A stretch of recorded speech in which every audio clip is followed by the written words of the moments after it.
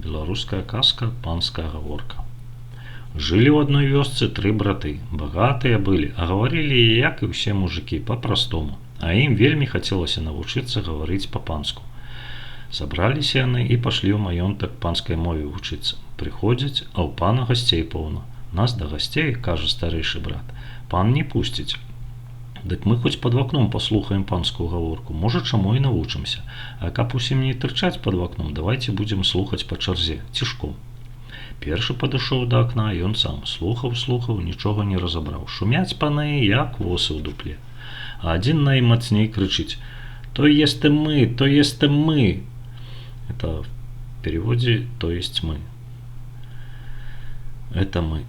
Ага, зрадаваўся старэйшы брат, 3 словы я ўжо ведаю. Падышоў да акна сярэдні брат. З усяго шуму ён таксама разабраў толькі 3 слова. Ні за цо, ні за цо. Это ні за што. В переводе сностка такая. А малодшы брат добра пачуў слова. Добжа, мы поўдам хоць да д'ябла. Ну, на першы раз і гэтай навукі братам хапіла. Ідуць яны да хаты, бачаць, на дарозе мярцвяк ляжыць. Сталі браты і глядзяць на мёртвага чалавека.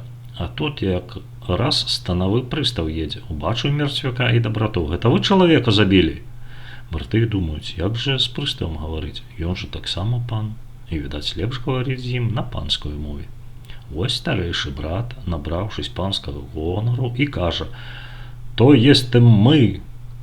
«За што ж вы яго забілі?» – пытаецца прыстаў. «Ні за цо!» – умяшаўся ў гаворку сярэдні брат. Станавы раскрычаўся: «У Сібір вас, забойцы, згнаю!» А меншы брат і выпаліў: «Добжа, мы поўдам хоць да д'ябла!» Вось як добра пагаварылі браты з прыставам на панскай мове.